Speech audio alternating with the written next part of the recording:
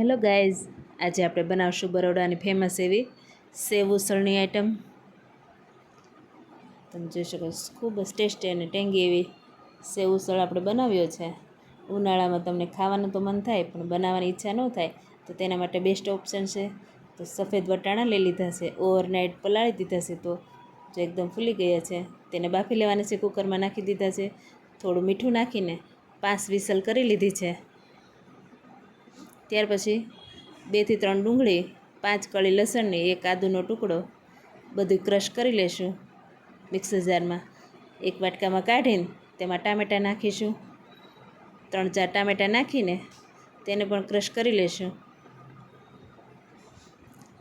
એક બાઉલમાં આપણે ખાંડેલી ચટણી હોય 2 પાવડા તેલ નાખીને ખાંડેલી ચટણી નાખેલી છે, તેની એક પેસ્ટ રેડી કરીશું.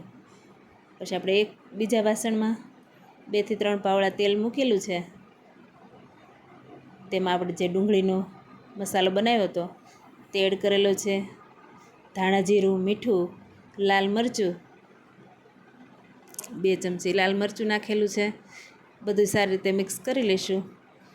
ડુંગળીમાંથી તેલ ન છૂટું પડે ત્યાં સુધી હલાવતા રહીશું. આ રીતના બધું સરસ એવું મિક્સ કરશું. મીઠું નાખવાથી ડુંગળી ઝડપથી ગળી જાય છે. તેલ છૂટું પડવા માંડ્યું છે. 2 જ મિનિટમાં જો આ રીતના તેલ છૂટું પડી જાય ત્યાર પછી આપણે ટમેટાની પ્યુરી બનાવી હતી તે એડ કરીશું. તે પણ સારી રીતે મિક્સ કરી લઈશું. ત્યાર પછી આપણે ઉછળનો મસાલો જે આવે છે રેડી તે નાખેલો છે. વટાણા આપણે એક સાઈડ ઠંડા થઈ ગયા છે તો તેમાં ગ્રેવી માટે થોડું પાણી એડ કરીશું. કુકર ખોલીને સાઈડમાં રાખી દીધું છે. ત્યાં સુધી આપણે આ ગ્રેવી બનાવીને થોડીક ઉકાળશું. તેના માટે આપણે થીક કરવા માટે 1.5 ચમચી જેટલો ચણાનો લોટ નાખવાનો છે લીધેલો છે, તો તેમાં થોડું પાણી નાખીને સ્લરી બનાવીને નાખશું એટલે કોઈ ગાંઠા ન રહે. ડાયરેક્ટ લોટ નાખવાથી ગાંઠા થઈ જાય છે. આ રીતના સ્લરી બનાવીને નાખીએ. સરસ એવું ઘટ આપણે ગ્રેવી રેડી થાય છે એટલા માટે એડ કરેલું છે.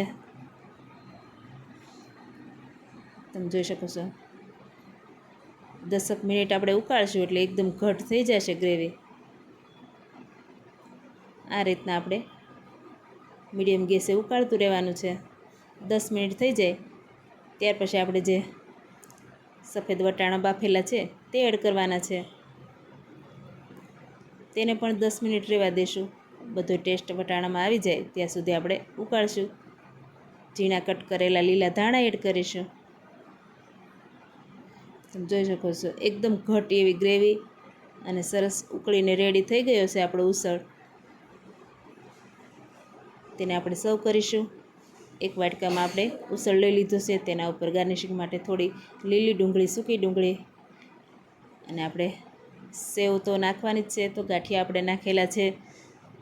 થોડા લીલા ધાણા એડ કરેલા છે અને પાવ સાથે ખૂબ જ ટેસ્ટી લાગે છે.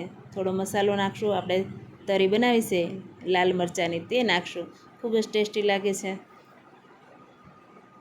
તીખું તમતમતું ખાવાની શોખીન હોય તેને ખૂબ જ ભાવે છે. સરસ એવા સેવ ઉસળ આપણે રેડી થઈ ગયા છે અને ઝડપથી બની જાય છે. એકવાર જરૂર ટ્રાય કરજો. Thank you.